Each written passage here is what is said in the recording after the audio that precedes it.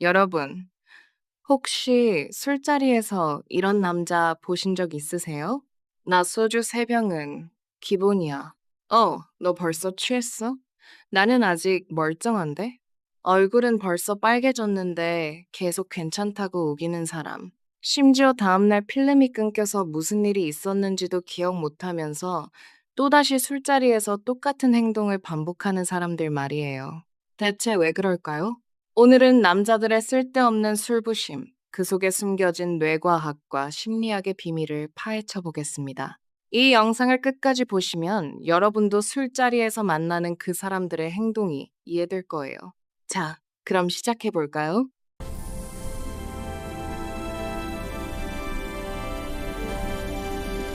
먼저 술부심이 뭔지부터 정확히 짚고 넘어가야겠죠? 술부심이란 자신의 주량이나 술을 마시는 능력을 과시하고 술을 잘 마시는 것을 자랑스럽게 여기는 심리를 말합니다. 나 어제 소주 2병 마시고도 멀쩡했어. 술 약한 남자는 좀 그렇지 않아? 이런 말들 한 번쯤 들어보셨을 거예요. 특히 한국 남성들 사이에서는 술자리가 일종의 경쟁의 장이 되기도 합니다. 누가 더 많이 마시는지, 누가 더 오래 버티는지, 누가 더 멀쩡한지를 은근히 겨루는 거죠. 그런데 이게 재밌는 게 여성들보다 남성들에게 훨씬 더 두드러지게 나타나는 현상이라는 겁니다.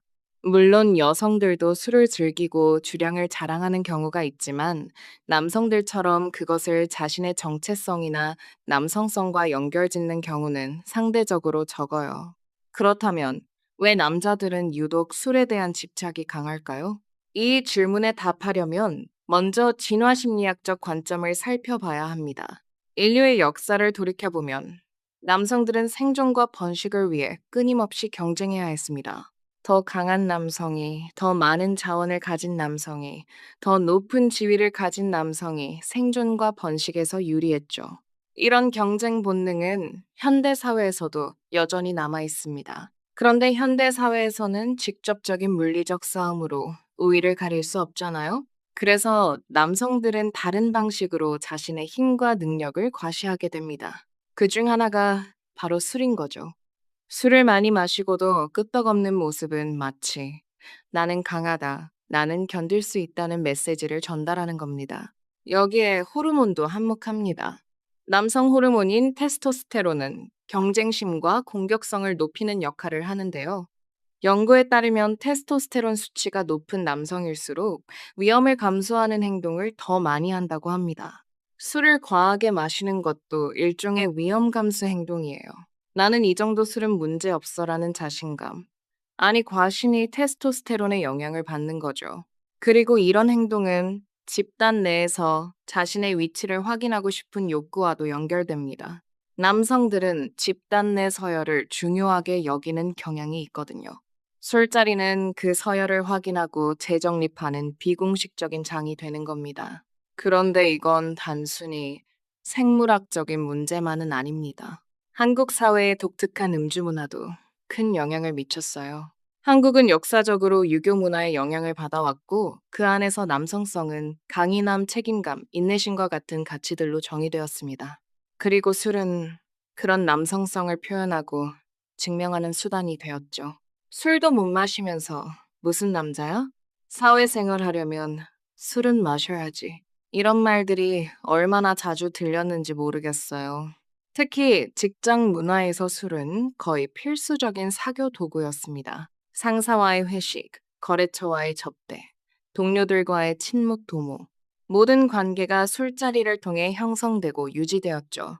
이런 환경에서 술을 잘 마시는 것은 단순히 개인의 주량 문제가 아니라 사회적 능력과 남성성의 척도가 되어버린 겁니다. 또한 한국의 집단주의 문화도 한몫했습니다. 집단에 소속되고 집단 내에서 인정받는 것이 개인의 정체성에 큰 영향을 미치는 문화잖아요.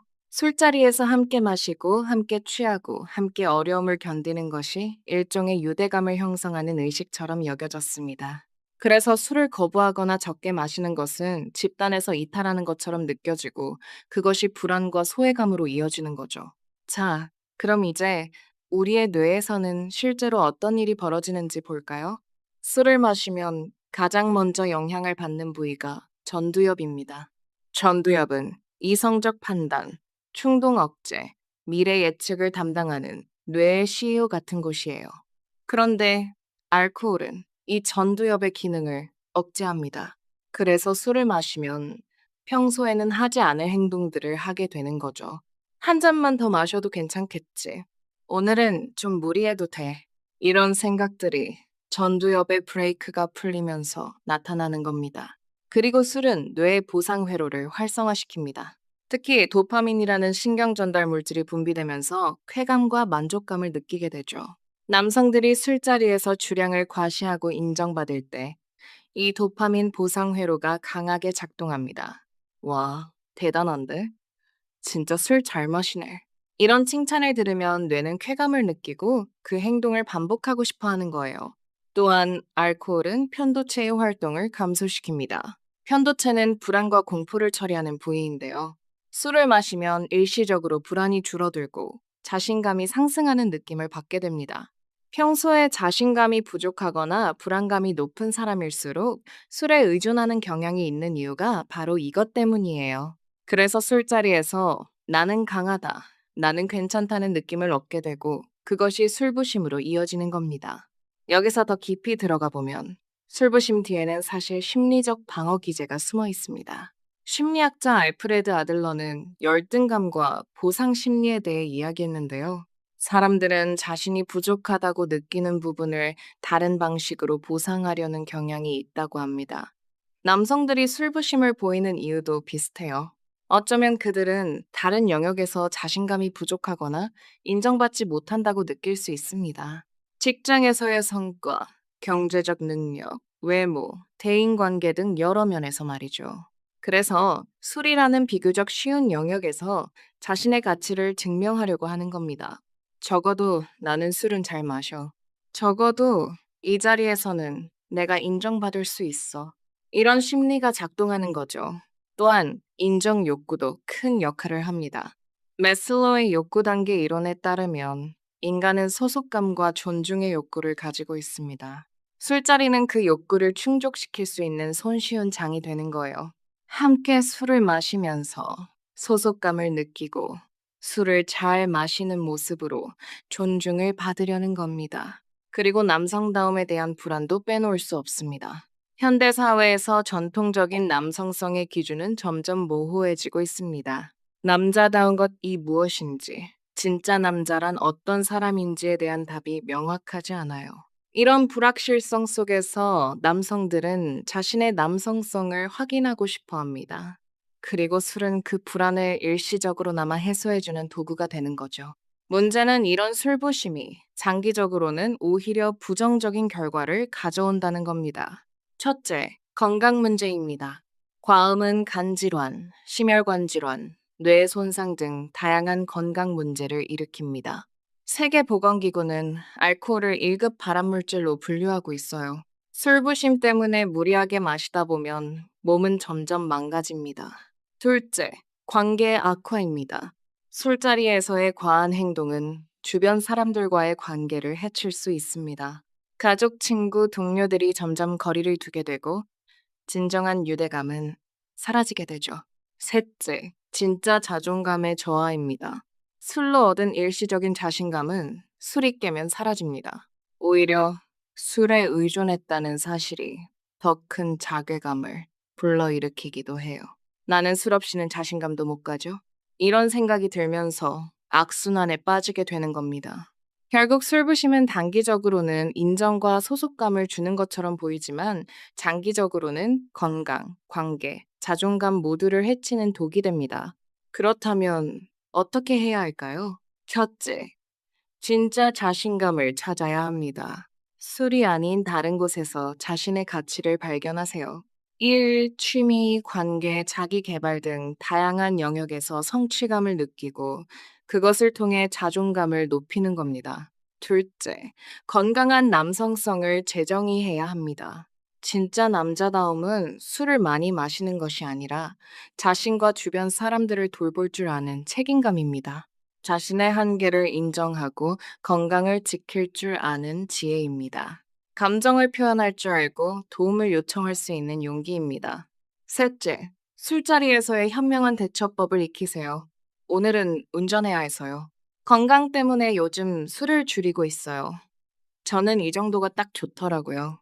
이렇게 자연스럽게 거절하는 연습을 하세요. 진짜 친구라면 여러분의 선택을 존중할 겁니다. 그리고 만약 그렇지 않다면 그 관계를 다시 생각해 볼 필요가 있을지도 몰라요. 넷째, 술이 아닌 다른 방식으로 유대감을 형성하세요. 함께 운동하거나 취미 활동을 하거나 깊은 대화를 나누는 것이 술자리보다 훨씬 더 의미 있는 관계를 만들어줍니다. 여러분, 오늘 우리는 남자들의 술부심 뒤에 숨겨진 진화 심리학, 사회 문화적 배경, 뇌과학, 그리고 심리적 방어 기제를 살펴봤습니다. 결국 술부심은 경쟁 본능, 인정 욕구, 남성성에 대한 불안이 만들어낸 현상이었습니다. 하지만 진짜 강한 사람은 술로 자신을 증명하지 않습니다. 자신의 한계를 알고 건강을 지키며 진정한 관계를 만들어가는 사람이야말로 진정으로 성숙한 어른입니다. 여러분은 어떻게 생각하시나요? 혹시 술자리에서 비슷한 경험을 해보신 적이 있나요?